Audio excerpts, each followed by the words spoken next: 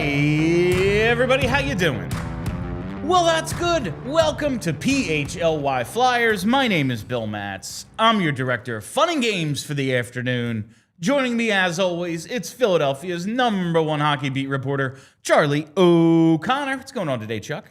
I'm excited to talk prospects. I am too. Because I'm excited to calm people down who are freaking out about the fact that Scott Wheeler doesn't like the Flyers pipeline as much as they think people should.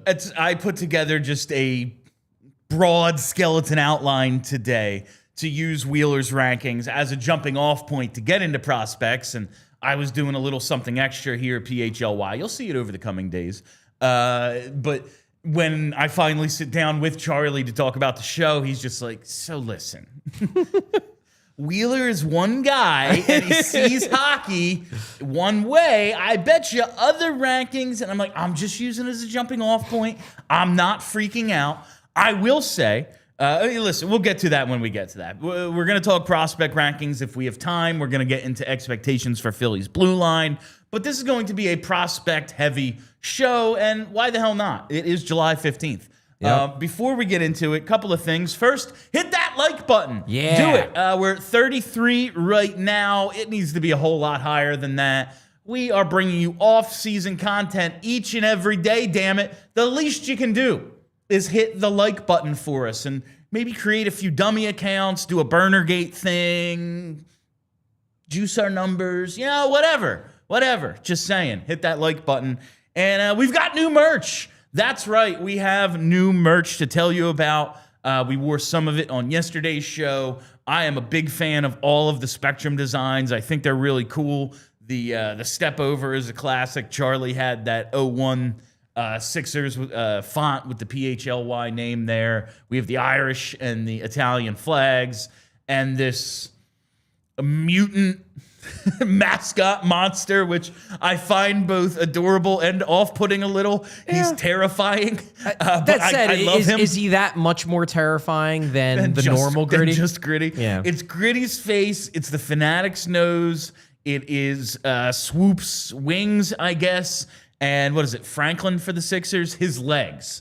And with a Liberty Bell t-shirt in Midnight Eagles green there. So a lot of great new designs to check out. If you like any of them, that Spectrum shirt, I have it in orange. There's a black, a blue, all sorts of different colors. Check them out, allphly.com. Hit that merch tab to check out all of our new releases. All right, Charlie. Let's get into Scott Wheeler's. Just to begin the conversation, a jumping off point. Wheeler's top 100 prospects. There are 3 Flyers prospects on the list. Mm-hmm. Porter Martone, drafted 6th overall. He is in the top 10. Awesome. That's great. To be expected. He, as you said, I think yesterday, like if he's a center, he could go 2 in this past draft. Like he only fell to 6 because he is a winger. Yeah. His scoring rates, his tangibles, the measurables. His intangibles. Yeah, the intangibles, excellent as well. Seems like he's a pretty tough guy. I saw willing to drop the gloves. Captain of his team already, even at age 18. Just the measurables, height, weight, playing style, all these things. It's like, dude's pretty damn good. He comes in at number 9, and that is pretty high up on the list considering he was drafted like a week ago. It was a couple weeks ago at this point. Mm-hmm. But after that, not a ton of Flyers rounding out the list. The next guy on the list is Oliver Bonk at 45 and Jett Luchanko at 54. And that's it on Scott Wheeler's top 100. And as you said to lead off the show, maybe we all just need to calm down. It's one dude. But when I look at this list, and I'm not saying he's right or it's bad, just given that this rebuild has been going on for several years, you'd think they'd have more than 3 guys, one of whom was drafted a couple of weeks ago. Yeah, and I think, number one, the way that you positioned the entire outline annoyed me because you did it, and I was like, oh God, this entire show is going to be you basically being like, look how dumb the Flyers are. Because Martone, you're like, Martone at 9, Hagen's at 8. Ha ha ha, they were dumb. And then it's like, Bonk at 45, Gabe Perreault at 13. Ha ha ha, they were dumb again. I think it's worth noting that Martone is sandwiched by Hagens and Bouillon. Mm-hmm. I think it's worth noting that. Okay. Listen, I think it was a toss-up. It was, I used the Howie Roseman chocolate and vanilla thing when he was talking about Wentz and Goff. Mm-hmm. Like, it was, we knew Goff was going 1. That's why we went up to 2. We wouldn't have done that. Right. But we have to pretend we didn't know and we would have been happy with either. No, they wanted Wentz, and it all worked out for them. I think I didn't really care between Martone and Hagens. I personally preferred Martone a tiny bit more, I believe. Okay. It's wake me up tomorrow and I could feel differently, but it really didn't matter to me. I just thought it was worth noting Hagens 8, Martone 9. And Bouillon at 10, that's, Luchanko at 54. Okay. And then Bonk at 45. Listen, if there was a possibility Gabe Perreault would follow in Cutter Gautier's footsteps, I don't care if Bonk didn't make the list, then it was the right pick, because you can't just be losing guys. So I think it's worth noting, but I'm not here to trash the job Danny Briere has done. We don't know how good of a job he's done yet, but I'm fairly pleased with the results. I was just a little surprised that there were only 3 guys on the list, 2 of whom are in the 40s and 50s. Yeah, and I guess where I'm coming from is that none of this is shocking to me. Like, none of what I see in Scott Wheeler's list is shocking to me, knowing what I know, not just about Scott Wheeler, but also about how he's rated guys, like these specific guys. The guy who's obviously missing from the players list is Egor Zavragin. He's a guy who Scott Wheeler has never been super into. He did have him on his top 20 goalies list, which he released this morning. He had him 17th. I think that is way too low. That said, Wheeler has never been super into Zavragin. Even as Zavragin has continued to put up really, really good numbers post-draft, Wheeler has kind of looked at it as, whatever. There are other guys that I see more regularly in North America. It seems like Scott does have a little bit of a North American, I get to see the goalies bias. So Zavragin isn't that high on that list either. And then the other guy who I think could plausibly be in the top 100 list that isn't is Jack Nesbitt. We know, if you've been following the draft and the prospect ranking scene even a little bit, you know that Corey Pronman really likes Jack Nesbitt, and Scott Wheeler, who's the other athletic prospect ranker, has never been high on Jack Nesbitt. So, like, it wasn't a shock to me that Jack Nesbitt is not on Scott Wheeler's top 100 list when Scott Wheeler has never rated Jack Nesbitt highly in the first place. So none of this was a surprise to me, and it seemed like it was a bigger surprise to you. I was confused as to why. I don't know about surprise. I mean, every day is a surprise to me because my short-term memory doesn't exist. Like, I don't know what the show was about yesterday, for instance. So I definitely don't remember what Scott Wheeler's rankings were like a year ago, or even what his mock draft said a couple of weeks ago. I mean, I remember what he ranked Nesbitt in pre-draft, and obviously if he ranked Nesbitt in the 30s pre-draft, he's probably not going to be in the top 100 3 weeks later. With considering it's, everyone who's still a prospect, not just this year's draft class. And that makes a ton of sense. Now, it wasn't so much a surprise as it was just jumping off point of this has been going on a while now. And kind of to your point about where we are in terms of the acquisition of the number 1 center. A lot of the assets. Now, they still have a lot of assets left. A couple of picks in 2027, all their picks for next year. And they have all the guys they took, so I guess you could trade some of those prospects. All the dudes that they've taken. But in terms of acquiring a number 1 center, unless a gamble works out, they haven't done it yet, despite having spent quite a few of their assets already. It's fair. It feels like we are... and in their own words, like ready to turn a corner in this rebuild. You would think there'd be a little bit more in the pipeline. Now, that said, like, Cutter Gauthier has graduated, and like we've traded him for another guy who's already graduated before last year in Jamie Drysdale. Matvei Michkov, the crown of this thing, has graduated. Sure. To your point about Zavragin, all right, this one guy, not high on him, so he doesn't make the list. So there's explanations for it, but it was kind of more just, I don't know, 3 guys and 2 of them at 45 and 54. It doesn't seem like a ton considering we're closer to the, all right, let's go sign some free agents part of this than we are the accumulating assets. Like, they've told us they're done subtracting. Yeah. That doesn't mean there can't be hockey trades. That doesn't mean, yeah, you think you're worth this, we think you're worth this, so we're going to trade you for futures because there's not a contract to be reached, whatever. But the, like, subtraction part is over. And it doesn't feel like this is a fully stocked prospect pool, at least in terms of this one person's rankings. Yeah, see, I think that's where that's the issue I have with the evaluation, in that I look at the Flyers prospect pool and I see a really good prospect pool. I think it is considerably better. Maybe I don't see the best prospect pool in the league, and if that's the parameter you're looking at, to be like, well, we got to wait until we have the best prospect pool in the league before we turn the corner, then sure, then you probably want this team to tank for 2 more years and get 2 more top 5 picks until you feel good about pulling out of the rebuild. But like, and I'm going to get into why I like the prospect pool as much as I do.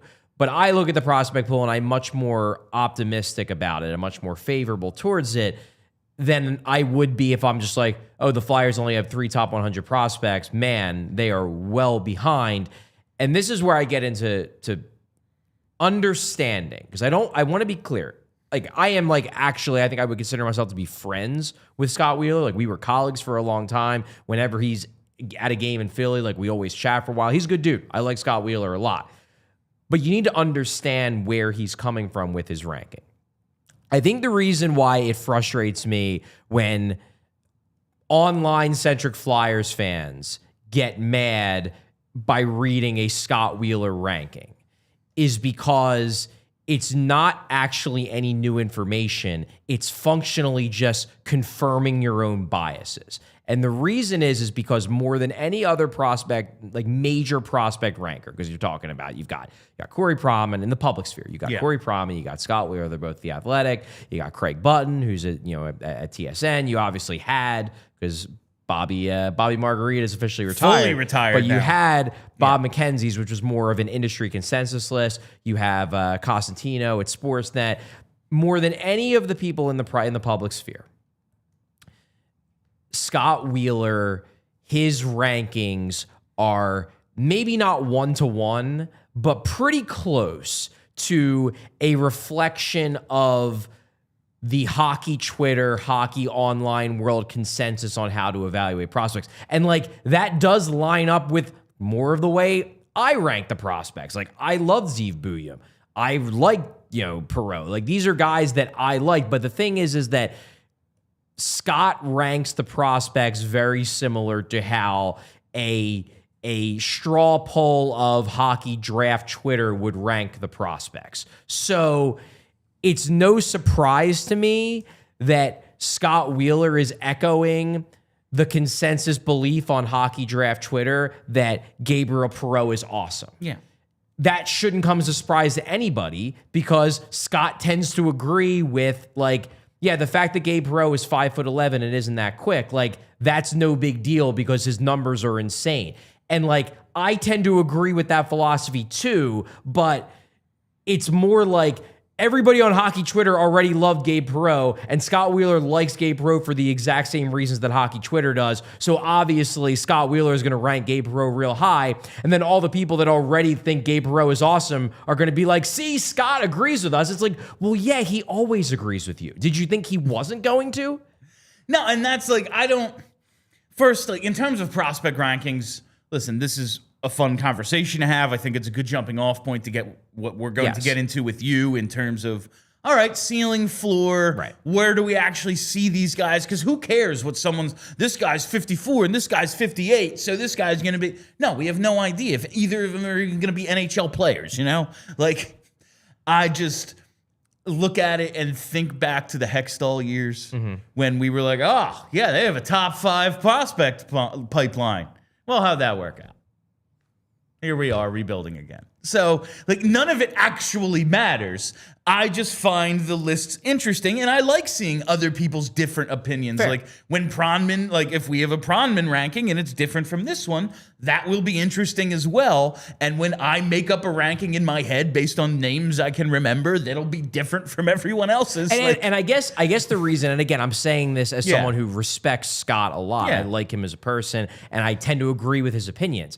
But my thing is like his lists to me don't even play as new. Yeah. Because all it is echoing what I and most of everybody on draft Twitter already believes. It's an amalgamate, like, whatever that word is. I'm not going to try it. All right. But it's just a combination of, like, everything we've read to this point, and now we put it in a bulleted list. And to be clear, I don't think that Scott is, like, stealing his opinions from draft Twitter. I just think that the way he evaluates players tends to line up with the way we all tend to evaluate players.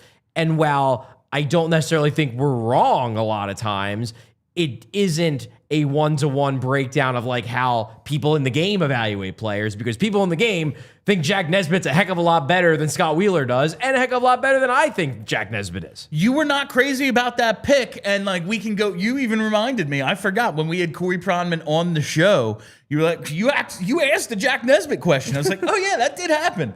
Like, he was high on him. He had him like I think ranked 15 on his list, and it was, you know, everyone's mocking him to the Flyers at like 22. Did they need to trade up? And it's, well, industry consensus is different than, you know, the mock draft where someone had him in 22 or 30 or whatever. Pronman goes, yeah, man, I don't think I'm that far off from what everybody in the league thinks of this guy. And he wasn't. And as we found out, there was at least two teams. All like, he wasn't getting by Vancouver. I think that's the strong rumor. And Nashville was also trying to trade up to get him. Yeah. Like Barry Trotz said it. Like, the league feels differently. Everyone's going to feel, everyone has their biases, different ways they evaluate. But I guess that's things. where I, like, when I read a Scott Wheeler list, not shocking it's to you. like me reading myself. Yeah. And while that's cool, because who doesn't love the pat on the back being like, see, you're right about all the things you believe, it's not actually anything new. It's just basically telling all of us, and when I say all of us, I sort of mean like people who are really into the draft and are online. Of course. Like most of the people in our Discord, most of the people on hockey Twitter, like Scott is as close to a reflection of what the consensus of that world is as you're going to get in a respected published public draft prospect ranker person. And that's, I think, why it resonates so strongly with our audience, because we have 109 likes 18 minutes into a show on July 15th. If you're watching this show, there's a really good chance you are a diehard. Yes. And especially during a rebuild, you're probably going to get into the draft, because what the hell else? It's not like the games matter, you know? So, like, I think that's why it resonates, and that's why it's important to at least acknowledge and go through.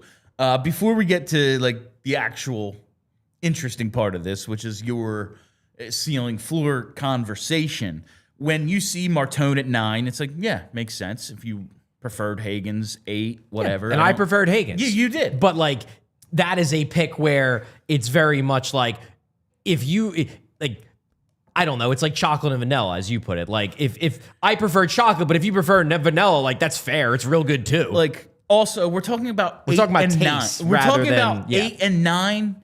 There's no difference. If they would have taken... This is the same thing. If they would have taken Brady Martin over James Hagens, then I would be like, okay, we're talking about like vanilla versus like, I don't know, some mid-brand, some mid-flavor. But like talking between, you know, Porter Martone and James Hagens, I might have him, if I would have been Danny Barrera, I might have taken James Hagens. I probably would have. But if I look and see somebody pick Martone over Hagens, I'm not going to be like, that's insane. I'm going to say, yeah, like, I had one guy at a 93 and one guy at a 92. I'm not infallible. Bonk at number 45, I think, is kind of fair, just because we don't know how, like, he looks like a good player. Yeah. Looks like he's going to be a top 4 NHL defenseman. No idea how what he did in London is going to translate to the NHL, because, like, as you said, I was actually listening back to our conversation the other day about Denver Barkey, and you're like, he's on a super team. It's kind of hard to tell. Like, you know how, like, all right, there's like 4 offensive linemen on Alabama who are going to go on to be all pros. And then the 5th guy, it's like, yeah, he went in the first round and actually he's no good, but it's impossible to tell who's good and who isn't because he's surrounded by superstars. Mm-hmm. Like, who knows? Maybe Bonk is one of the drivers of the engine and maybe he is not. You just don't know how the game's going to translate. Is he going to be in the bumper on the power play in the NHL? That would be surprising. I think the bigger question with Bonk is ceiling. Yeah. Like, that is the bigger question, and that's another thing you have to understand. And again, this is why Scott Wheeler tends to, his philosophy of prospect ranking, of draft ranking, tends to align more with the online world. Scott is going to value ceiling pie in the sky more than anything else. Best possible outcome. He's going to be like, okay, well, my top 20 guys are all guys who I think are the most likely to be stars, to be point per game, top of the lineup. Like, they're making all-star teams. That's his evaluation, and that tends to be my evaluation too. That's not the only way to look at it. Bonk probably does have a lower plausible ceiling than Gabe Perreault, because I don't think anybody, even Bonk's biggest fans, look at Oliver Bonk and they're like, yeah, he's going to be a number 1 on a cup contender. I don't think anybody sees that. But I think more people, if you polled the entirety of the hockey world, more people would be like, yeah, there's not a world where I see Oliver Bonk as anything less than a darn solid third-pair defenseman. Where if you polled the consensus about Gabriel Perreault, there'd be some people who'd be like, well, again, he's 5'11". He's not that good of a skater. Like, there's a world where it just doesn't translate. Now, do I think that's going to happen? No, I like Gabe Perreault a lot, but I won't deny that when you're 5'11" and your skating grades out as something like NHL average, that if the skill doesn't translate, there ain't a high floor there. And that's the thing where, like, Scott will look at it and be like, which again, I'm not criticizing him because I look at it a similar way. He'll look at it and he'll be like, yeah, this guy could be a point per game guy in the NHL. I'm ranking him in my top 15. And it doesn't matter as much to him that, like, 5'11" wings that aren't that fast have a pretty high bust rate. And then there's Jett Luchanko at 54. Again, not a shock just because there are still a lot of people criticizing the pick, not just because it was over Zeev Buium, or you traded the pick that became Zeev Buium. You could have had Buium. You had him there, and you decided not to take him. But also, it just felt like Jett Luchanko was a stretch going into that draft. Yeah. It was like, yeah, man, there's like 12, 13 guys in this tier. And then the Flyers come out and are like, we had like 16 guys in this tier. And it's, so there's more. And you hear them talk about Jett. We watched the year he was having and thought there's no way we're going to get him now. They thought they had some big secret. Right. And he was eventually going to get taken because he had such a breakout. And that wasn't the general consensus among at least this audience we're talking about. Yes, exactly. And now he sits at 54 a year after being taken in the top half of the first round. And it's, not surprising because most people didn't agree with what they did with that pick at the time. Many still don't. And he hasn't done while he got NHL. He got NHL time, and that was impressive. Then on the Canadian World Junior team, he was a 4th liner, which shows that other people in the industry aren't like, oh man, this guy needs to be on our second line at age 18. It implies that it's not just hockey Twitter people who are like, is he really that good? It's also Hockey Canada people who are like, yeah, he's good. If he wasn't good, we wouldn't have put him on the team. But he's not the high-end guy that the Flyers seem to believe that he is. I honestly, and like, again, I am not as familiar, and we will get to this break, I promise, Bren.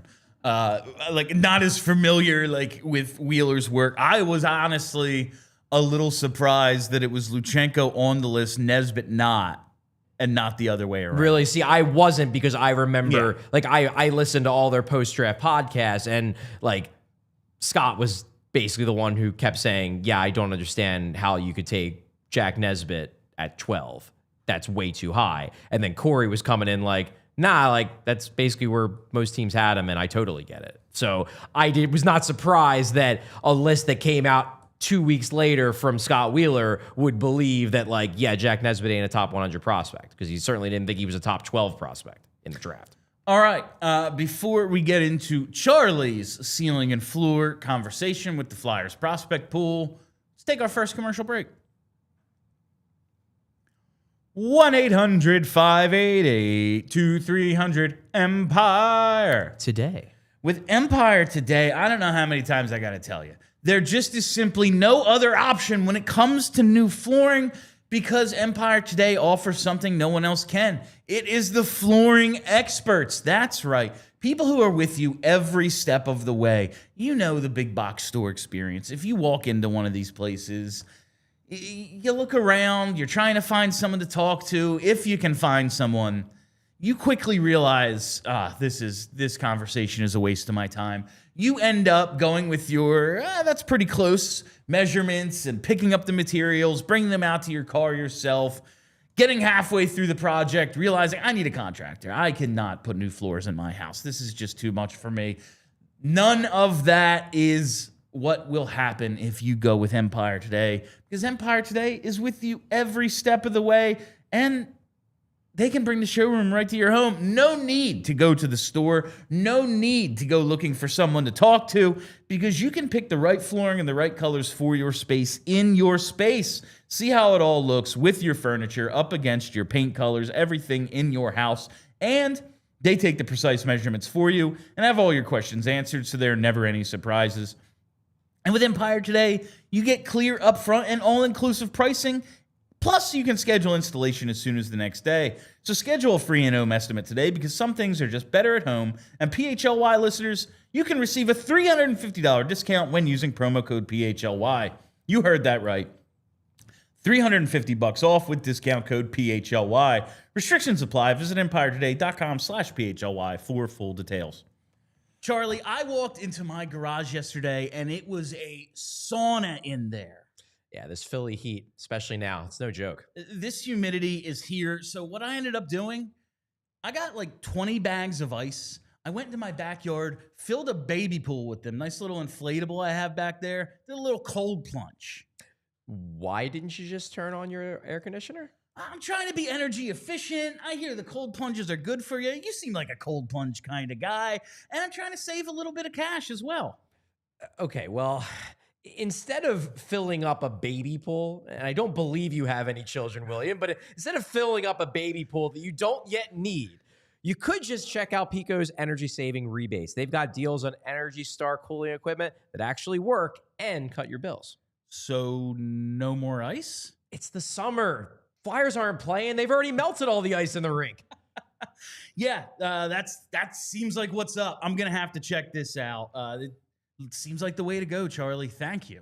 So just head to pico.com/ways to save. They've got tips for everything. Heating, cooling, lighting, you name it. Welcome back. We're back here at PHLY. Make sure you check out that new merch. It's the PHLY Flyers show, and we're talking prospects and prospect rankings. Now that we got the athletic part of this conversation out of the way, the Scott Wheeler prospect rankings. I just think we need to, it needs to be placed into perspective. I think that's important. That Scott's ranking list is a reflection of his philosophy on draft prospects. And that philosophy tends to align with the larger online fan base's philosophy on prospects. And it can basically result in a little bit of confirmation bias of I'm going to point to this guy who I know agrees with my philosophy to justify my philosophy. And just in terms of, because I framed it in, it is a little surprising, the rebuild going on, blah, blah, blah. I will say, there's just so many things outside of the prospect pool. Not so many, but a number of things outside of the prospect pool that the Flyers are counting on working out. Sure. Again, Michkov has graduated. Trevor Zegras, not a prospect. But if that works out, great. And the goalie situation, Wheeler just not a huge fan of Zavragin. And Cam York, does he take a step? Well, guess what? Then our top four is kind of set. There is a number of things outside of the prospect pool, because we had guys who were on the cusp from the previous regime that are now full-time NHLers. And, how does Travis Konechny age? Stuff like that. That's outside of the prospect pool that this rebuild is counting on. So I think that's important to get into. Yeah. All right. But for the conversation at hand, the ranking of prospects, Charlie has broken them down into some tiers, and we're going to start with this first tier here, Chuck. Yeah. I think this question. This first tier is the guys who should be at the top of a prospect list for the Flyers. So my first question about the tier with Porter Martone, Jett Luchanko, Egor Zavragin, Oliver Bonk, and Jack Nesbitt. Is this in an order, or is it just a general first tier? Like, do you have Luchanko over Zavragin, or is it, one's going to be here general sooner? Tier. A general This tier. is general All tier. right. That was all I wanted to know. This is probably how I rank them right now, but I haven't done a lot of thinking on it. So by the time it gets to September, I may change that opinion. All right. Let's start it out then with Porter Martone. You see a realistic ceiling as a star-level winger. I don't think anyone who's listened to this show before today is surprised. I think by that is the industry consensus. not just you, of but his upside is star level, above point per game, winger who's 6'3" and plays a physical game. Everybody wants a guy like that on their team. Yes, I think that is realistically his best case scenario, is that he is, maybe not quite as annoying, but still annoying Matthew Tkachuk. And not only does he play a little bit of a power forward game, he's got the hands and the passing ability, the playmaking ability that he could easily be a, power play distributor, also can get into the front, tip pucks. Like, he's versatile. He doesn't just do one thing. I think that's why he went 6th in the draft. It's why everyone had him ranked well within the top 10, if not the top 5. And you have the floor. I think the floor is the more interesting conversation, because there isn't anyone who's like, oh, Porter Martone, don't see it. Like, it's not the Jett Luchanko pick, Yeah, maybe you preferred Hagens, but if you dislike this pick so much, calm down, Yeah. Like, yes, they need a center. They also just need good players. But the floor, solid third-line winger. It does feel like not only does this guy have star potential, the bust potential is very low. Yes, and I think this is, again, this goes back to the point I was making with Scott Wheeler, and we'll get into this with the other guys, but generally speaking, Scott is going to be more excited about guys with the high-end ceiling versus the guys who maybe don't have as high of a ceiling but have a higher floor. Yeah. Now, Martone is a guy everybody likes, but one of the reasons why everybody likes him is because you're like, okay, realistically, he could be a star winger. That is a awesome ceiling.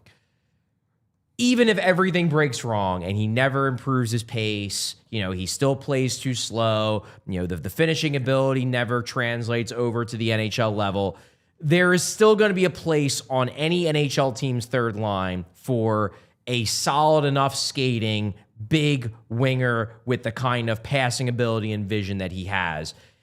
I cannot see a world where a guy with his physical tools, and given how well he thinks the game, is anything less than a decent enough third line wing.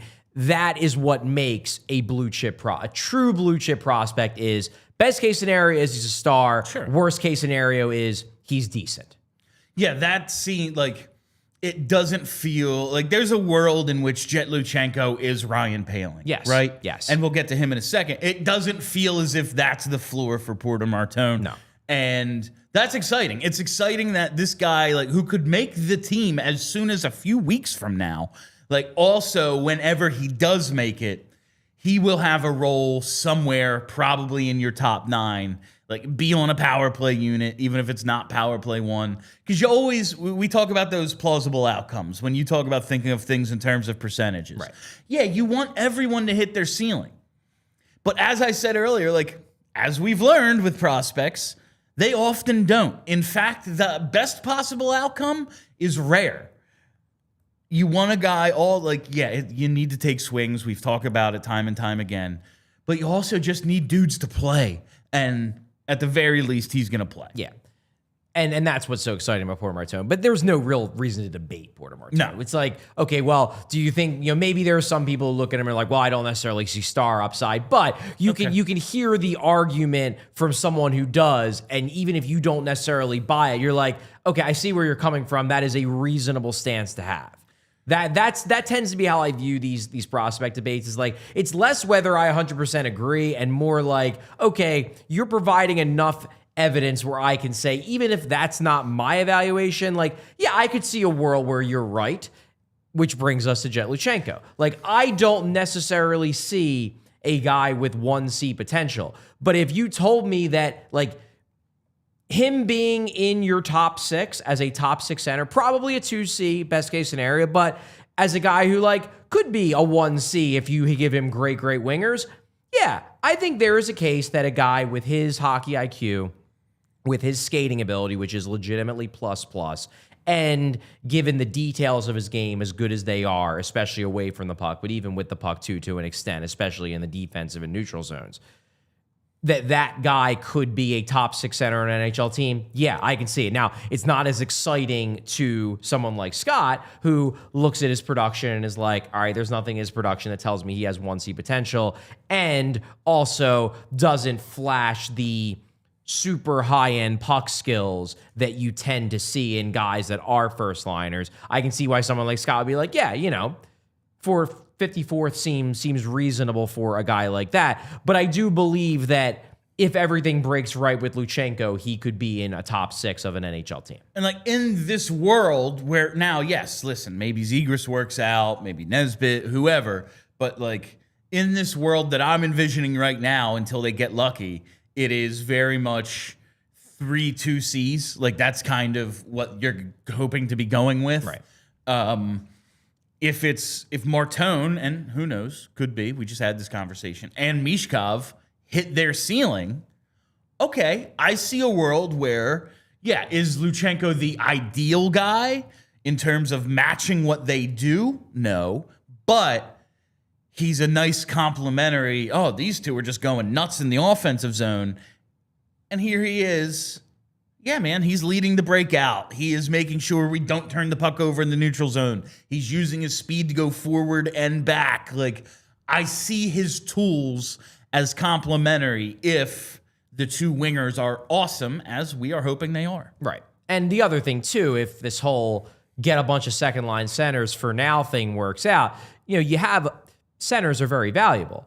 And it gives you the ammunition where if a Jack Eichel becomes available, you can be like, well, here's Jett Luchanko in a first-round pick. You already know he's a good player. Yeah, he might not be as good as the superstar center that you're being forced to trade because he doesn't like your doctors. But, hey, this guy we have is pretty good.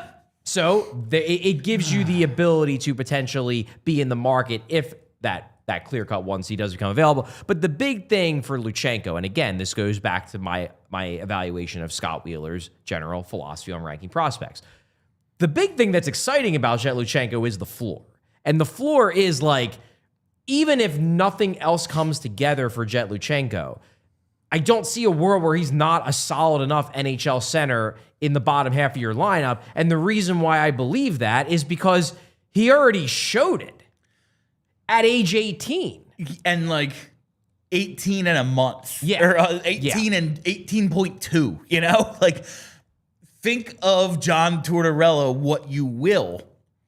I don't think he's putting a freshly turned 18-year-old in the NHL just to entertain himself. Like, let me see if I can do something crazy today. Like, he saw enough in this guy to be like, I don't know, I want to see a little more.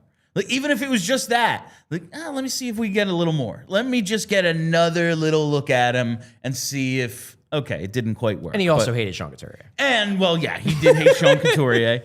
That's absolutely true. Certainly.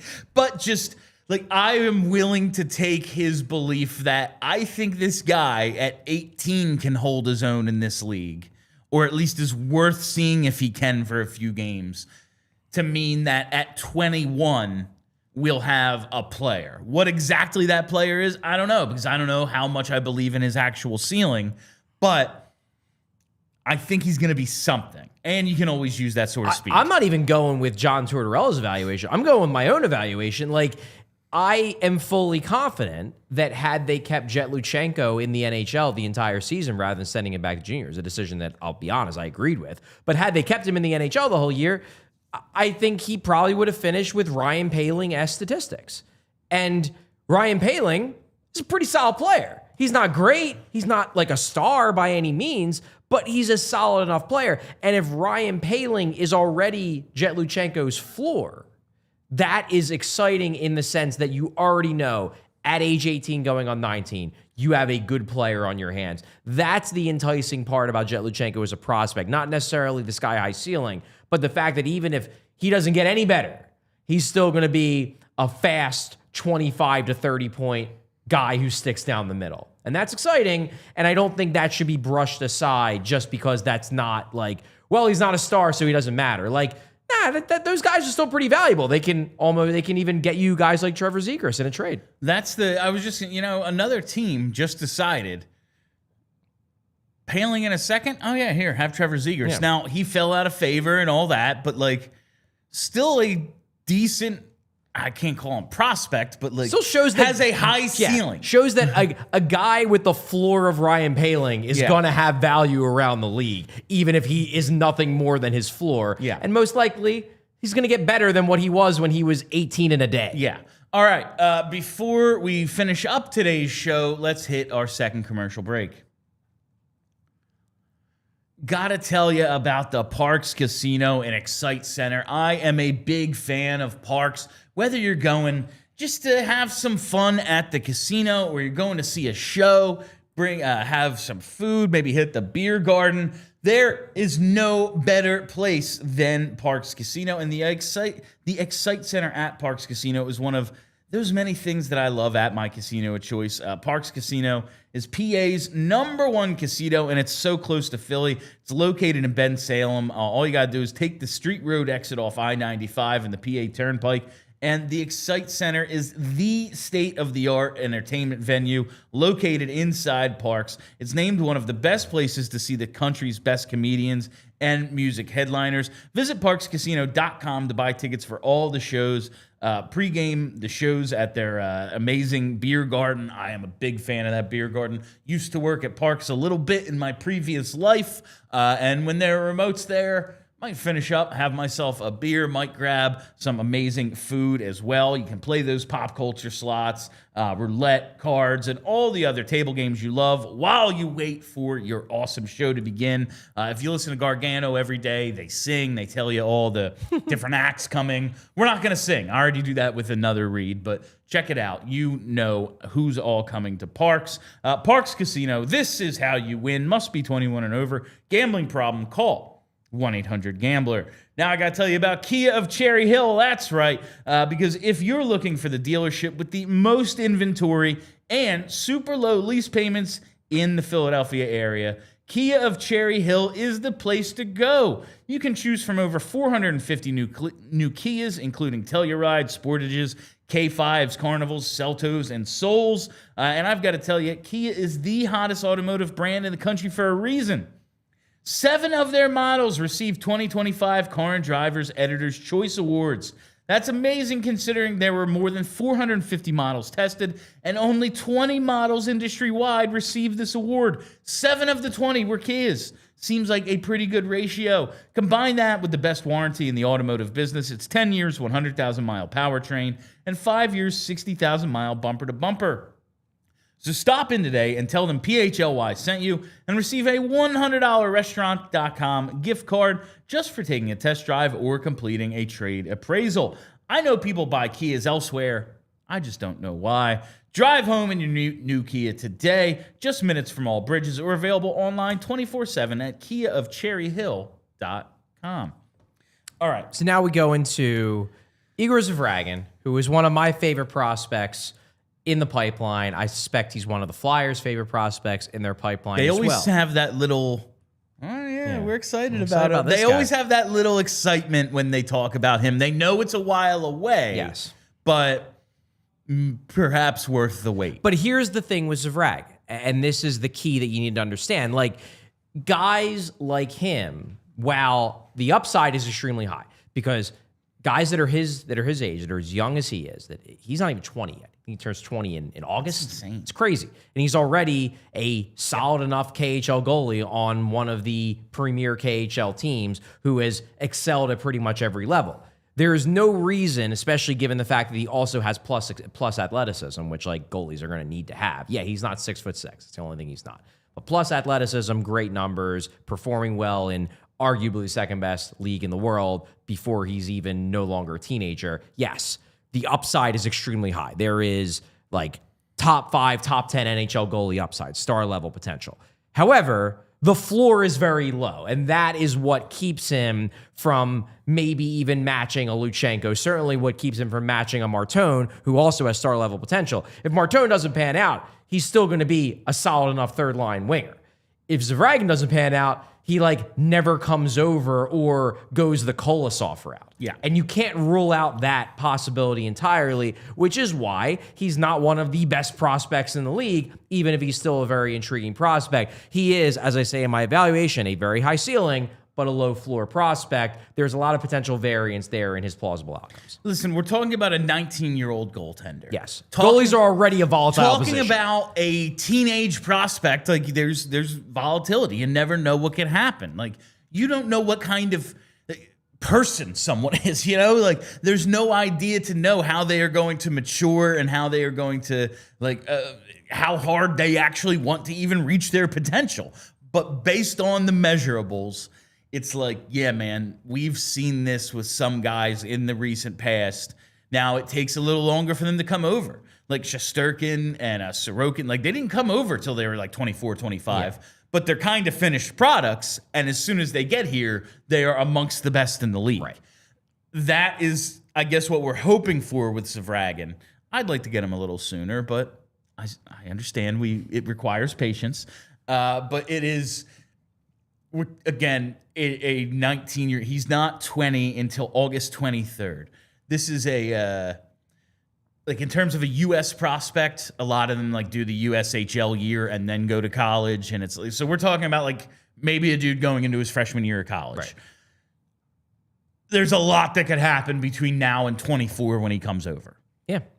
There's a lot of things that could go wrong, but if you are ranking the prospect pool on sheer plausible upside, I think he's your number 2 prospect in the organization behind only Porter Martone. You have been very high on Zavragin.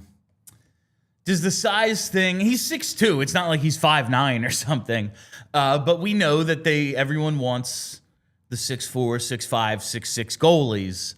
Does the 6'2" thing maybe knock him down a peg in your mind, or do you think the production and athleticism that outweighs? It's mildly concerning just because of the way the league is. That said, we all just watched Dustin Wolf be real good as a rookie, and he's actually small. Yes. He's not just Carter Hart, man, it would be great if he was 6'4" small. No, he is actually small. That's why he lasted to the end of the draft, and he had a legitimate case to be rookie of the year last year. Yeah, I don't know if it matters as much as the scouts seem to believe it does. Mm-hmm. And based on the way the draft went this year, I wonder if some teams are coming around on that. There's taking away the top of the net is so important because everyone's down in the butterfly. I wonder if the position is evolving a little to there's going to be a little more stand-up. There's going to be a little more hybrid. It's just not constantly everyone in the butterfly. And I worry a little bit less about it because of the athleticism. The question with Carter Hart was, can a goalie without elite size and without elite athleticism truly be an elite goalie? He never got there. Now, he became a solid enough starter, but he never got to the elite level that I think a lot of Flyers fans were hoping he was going to reach. And that might have been because, if you're not going to be 6'6" or 6'5", you better have elite athleticism. Zavragin does have elite athleticism. Can you be elite just with the fundamentals? And it's, you need those. You also need the athleticism. If he has that, that's a leg up for him. Right. All right, Oliver Bonk, we have talked about a decent amount. He's in a lot of ways similar to Luchanko, which again plays into why Scott Wheeler probably isn't as super high on him, because I don't think anybody watches Oliver Bonk and says number 1 defenseman. I do think that the biggest fans of Bonk look at him and say, hey, he could be a first pair guy, a complimentary first pair guy where he's getting 20, 23, 24 minutes a night next to a better defenseman. I have his ceiling as number 2. I would hold to that. The floor, I don't see a world where a guy with his size and physical tools and his, he competes well. There's nothing he was bad at. I don't see a guy with a profile of he's not bad at anything is not an NHL defenseman. And getting a 6'2" right-handed shooting defenseman who skates well, those guys are always going to have value, even if they're just good third pair defensemen. I think we forget a lot because we focus so much on especially last season when he just bumper bonk and he's going nuts, scoring all these goals, putting up big offensive numbers. I think we forget a little bit that he's 6'2" righty. Yeah. Like, you know who always has value? That guy. Those guys. He could be bad. Yeah. and it doesn't, like you just said, he doesn't have any apparent holes in his game. He does a bunch of stuff at least good. Yeah. Like he's not, oh yeah, and this is, well, we're just gonna have to mask that. It's all right, yeah, he probably won't play the bumper in the NHL and put up 25 goals, but like I don't think anyone is expecting him to be Cale Makar. Yeah. So that's not an issue. But you look at, like, he just seems at 20 years old still like, oh yeah, 6'2" right-handed defenseman. He's got a little bit of physicality. He's shown at least an ability to mentally play offense, even if he doesn't have the best hands, the best shot or whatever. Like, he knows what to do. That guy is good. Like, that is a good player. Yes. It's very, very unlikely that he just stinks. Yeah. I just think that fans can undervalue Luchanko's and Bonks because they don't have the, like, oh my God, they could be a franchise-changing player ceiling, when guys with, you know, middle to near top of the lineup ceilings and, you know, quality bottom of the lineup floors, they are still very good prospects. And I don't think it's worth it to just disregard them, which I get the sense some people do. If it's not like, oh, there's no path for him being, you know, a star, then whatever, he's nothing special. It's tough to find guys like Luchanko and Bonk who have high floors and relatively high ceilings. It's like we talk about when we talk about defensive depth chart, like when fans say they want a number one defenseman. No, they want Cale Makar. And when they say a number two defenseman, it's a guy who's a number one but not going to win a Norris. Yeah. Like when they say a number three, they mean a number two. A number two defenseman is like Devin Taves. Yes. Who, like, yeah, he's the number two to Cale Makar. Yeah, and like he's on Team Canada. Like, he is a number one, you know? It's he's a number two. They have two number ones. Yes. Like, it's that. And I think we do, especially in things like this, get lost in that a little bit as well. Like, no, Bonk is probably never going to win a Norris. But you really need a guy like him. Yeah. And all signs point to, he's going to be a helpful player. Yeah, seems like he's going to be pretty solid. And then Nesbitt. And then there's Nesbitt, who's just maybe is he the most controversial player in the entire prospect pool? Well, if you're going by the public rankings, probably. I feel like a lot of fans were more sold on him after getting the reports in development camp. Yeah. He looked quite good, particularly in the final 5-on-5 scrimmage. He was very impressive. I don't see a first-line defense or a first-line center. I don't. But I could see a world where if he improves the skating, he could be a second-line center. And I also don't, as down as I am on the skating, he is 6'5". He has puck skills. He has a high compete level. Like, I don't see a world where he's not an NHL player. I think he's a 4C, even if the skating is always a major problem, because, again, he's 6'5", thinks the game at a high level, has puck skills, and has a pretty darn high compete level, even if he's not throwing his weight around like Shane Van Sage. I find it very interesting that you were down on the pick. You didn't love Nesbitt as a prospect, at least in terms of where they took him. And you have him in your first tier over a guy like Alex Bump, who is probably going to make this team and we're all very excited about. Like, I find that interesting, Charlie. Well, let's go to the second tier, because here's the distinction between first tier and second tier. These are all guys: Jack Murtagh, Alex Bump, Denver Barkey, Carson Bjarnason, Spencer Gill, Shane Van Sage, Carter Amico. These are all guys with legitimately intriguing ceilings. Murtagh, if everything breaks right and he, the hockey IQ starts to show a little bit more, the tools are there for him to be a top six wing. Alex Bump, if he puts it all together and it all translates, I could see him as a top six second line goal scoring wing. Denver Barkey, if that dog in him just allows him to take full advantage of his clear skills, second line wing. Sure, I could see that. Bjarnason could be a starting goalie. Gill could be a second pair defenseman. Van Sage maybe a little bit lower, but like Wayne Simmons-ish middle six wing who excels on the power play. That's a darn valuable player too. Carter Amico, second pair defenseman. Where you get into the problems with this tier are the floors. And this is why, like, when I talk about being excited about guys, and then 10 years later, 5 years later, it's like, well, all these guys busted and you acted like all these prospects are great. Like, no, I acted like they had the potential to be great, but they also had the potential to be not great. The guys who I locked in on in that first tier, with the exception of Zavragin because of the goalie factor, the Russia factor, whatever, all those guys, it's hard for me to envision a world where they're not quality NHL players. This group, I can envision a world where all of these guys do not stick at the NHL level. Like Jack Murtagh, if he's just not a smart enough hockey player, he could just end up being a 70-point-a-year AHLer that bounces around the AHL through his 20s. Alex Bump, it just might not translate. He was a 5th-round pick. A lot of those guys don't ever get to the NHL, and when they get to the NHL, they quickly realize that what they did well in college or in juniors or wherever just doesn't translate. I could see him ending up as an AHL player where it just doesn't work. No matter how impressive he was in camp, hey, sometimes it just doesn't click, and they end up getting sent down. They end up not getting re-signed the same way that Wade Allison didn't stick. Perfect example. Denver Barkey. Dude's 5'9", 5'10". A lot of times, those guys just get to the pro level and it just doesn't work. And then he's an AHL player the rest of his career. Carson Bjarnason, maybe he spends the next 3 years in the AHL because he can never make the adjustments to his technique to master the pro game. That's a plausible outcome. Felix Sandstrom. Spencer Gill and Shane Van Sage, they're big enough where I don't see a world where they're not NHL players, but they could be guys that go up and down.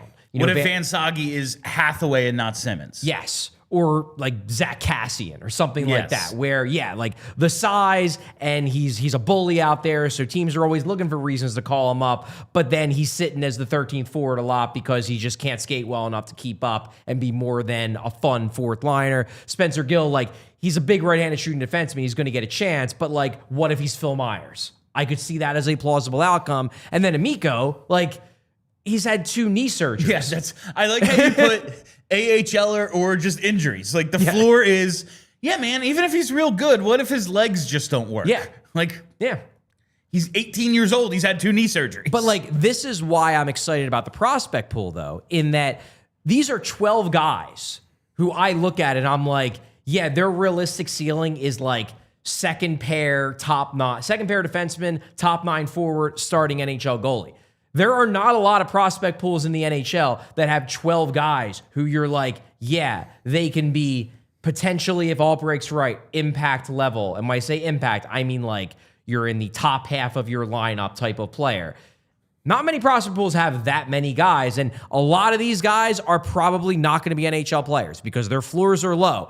But if 2 of these 6 or 7, 3 of these 7 become NHL players, and then all of that top tier becomes NHL players, you did a pretty good job.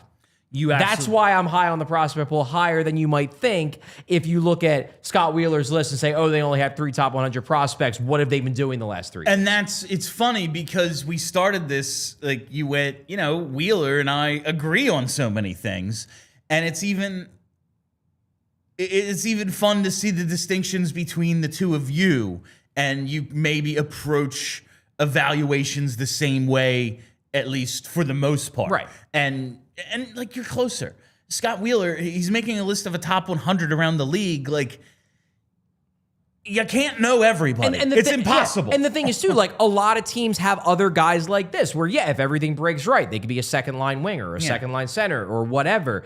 And Scott knows all of those guys in a way that I don't because I'm hyper-focused on the Flyers, and that's why a lot of these guys don't make the top 100 list. But it doesn't mean these guys are wastes of space, not even real prospects, just because they're not on the top 100 list. They all have plausible ceilings that are quite exciting. I want to maybe get a little deeper into the second tier and your others list as well tomorrow. Okay. We'll maybe do that expectations for defenseman conversation as well. Who the hell knows? It's all up in the air this time of the year when we're just kind of, this sounds like a fun conversation to have. I feel like the prospect shows always do well. Prospects, I felt like it was a good. Everybody loves a prospect. We're already show. at 233 likes. Hey, if we get to 250, that'd be great. Maybe even 300. But before that, we're going overtime. Going overtime. Go to allphly.com if you're part of the TV audience. And let's hit these super chats. We got a decent number, 7 or 8 today. Let's go to Gary B. I think York has 1B potential, and Drysdale, I don't see him higher than second pair. Let's go Flyers. I think those are reasonable opinions to have. Yeah, Jamie Drysdale, I don't think he's ever going to be a top pair defenseman. No, I don't think so. You know, but he could be a specialist that you use, like he's running your top power play and you use him for offense. And if he continues to progress, he's not killing you defensively. Like that is who he could be. But no, I don't see him as a 25-minute-a-night guy. Yeah. I don't think he's ever going to be that. I think that is reasonable. He's a guy where I could see him as a second pair defenseman with the right partner, and then also does really well on the power play, so he finishes with 45, 50 points a year. Yes. Like a Tyson Barrie type. Perfect example, I think. All right, from DA Flyers, man. Am I wrong to be annoyed we didn't make that Shivos trade? Shilovs trade, yeah. Shilovs. I always think it's Shivos, but it's I think it's Shilovs. That makes more sense based on how it's spelled. But yeah, I can't read. He has a higher ceiling than Vladar and cost almost nothing for Pittsburgh to acquire. That is true. And I think, I did look at the trade and go, It is worth noting, though. And look, if they would have targeted Shilovs, I would have been like, okay, you know what? He's an intriguing upside bet.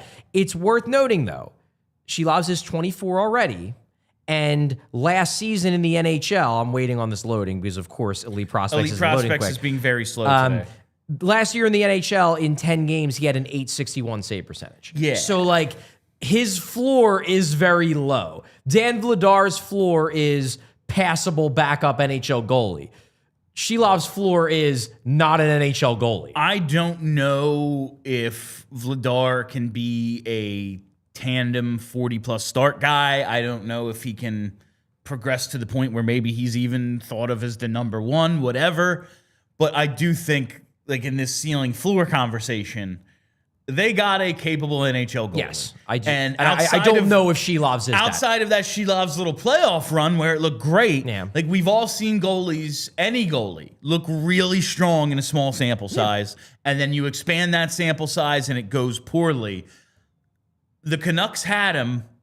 He's there, and they're like, we need to go get Kevin Lankinen and pay him. Yeah, and then like also paid Thatcher Demko, and we don't know if his legs work. Like I would have been fine if they would have went the Shilovs route. Yeah. I would have been like, oh, cool, gamble, it's a cool upside bet, but I wouldn't be able to deny that it's a gamble and that there's a world where by November Shilovs is bad, Fedotov is our number 2. You're in the exact same spot you were in last year with your goalies, where you're throwing Ersson out there every night and he can't handle it, and then you have the worst goaltending in hockey for the 3rd straight year. So it would have been a riskier move, even if the upside is definitely intriguing. We probably do have a contingent, though, that would be like, would want that. Well, good, Gavin McKenna. Yeah, there we go. Like, you know, so fair. I understand, and maybe Pittsburgh kind of thinking the same thing because they're Pittsburgh and they're going to get him regardless. Maybe. And even in that playoff run we're talking about, the one that he had for Vancouver 2 years ago, he finished that playoff run with an .898 save percentage. It wasn't like he put up a .910. No, he had good games. And he stepped in well in a tight spot, but it's not like he was unreal. He wasn't dominant. He just had some good games. He had some good games. All right, this first one here from David Shub. This offseason feels like it's shifting the rebuild onto the current roster. Short-term help is here, but as contracts expire and prospects debut, we may have to land more top 6 picks to find a 1C, well, 1D. I don't know if that's going to happen. Yeah, I think it's going to be a purchase thing from here. Now, maybe they get lucky. Maybe they finish 14th and move up to 4 or whatever, but like, I don't think that's what they're going to do. I don't think this so is when they said the players are going to tell us, this is a time for you to tell us. And it's more of a tell us what you need us to go get situation. Danny Briere, I forget when he said this. I think it was like mid-season this year when we were talking about the future. And he said this on the record. But he said, the core of our rebuild, the core of the next great Flyers team is going to come from the 2023, 2024, and 2025 NHL drafts. He didn't include the 2026 NHL draft. I do think the intention is to, like, this was the last big draft. They're coming out of it with Michkov and Martone, 2 guys with star-level potential, and then a ton of depth. And now it's going to be, we need to see what these guys are. Now, obviously, they're going to be active trying to make trades. They're going to be active trying to sign guys. But if they get another top 5 pick, I don't think that was part of the plan. If they get it, and that's how they get their top line center, great. But I don't think this was the last year of like, we're really going hard with the draft, and this is where we're going to put together the core of our next great team. This was the last one, I think. At least their plan. Did 2 years ago kill them?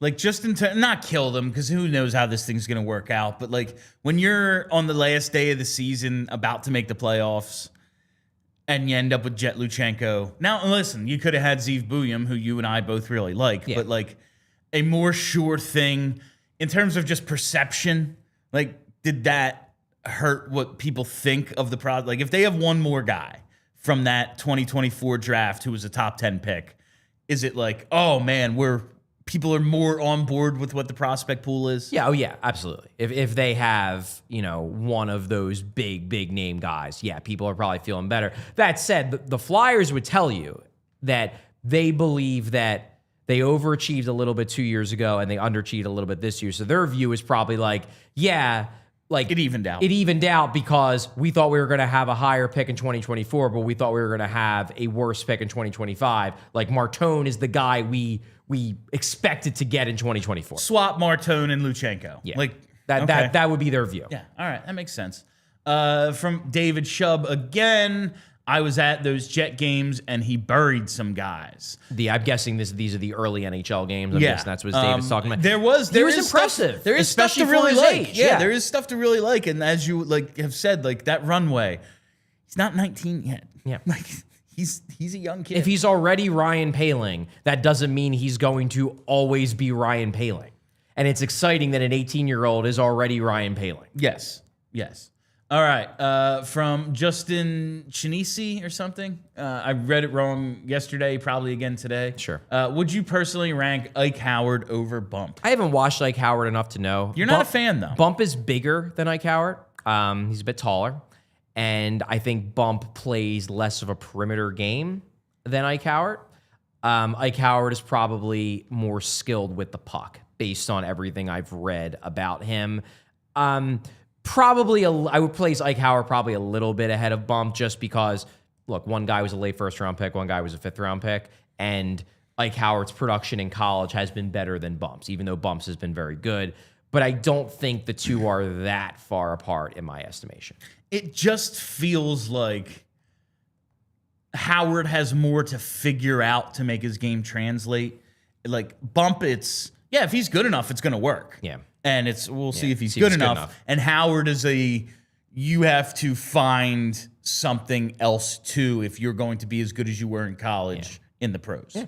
Which he could. And he's going to be in a good spot. Guys do it. It happens. He's a good chance he racks up a fair amount of points on a power play with Connor McDavid and Leon Draisaitl. Good chance. All right. From definitely maybe 11. I think it's just gave us $20. Thanks, dude. Or gal. What's the female version of dude? I'm going with I'm a dude. He's a dude. She's a dude. We're all dudes. Yeah. All right. Yeah. Well, we're all dudes. Regardless.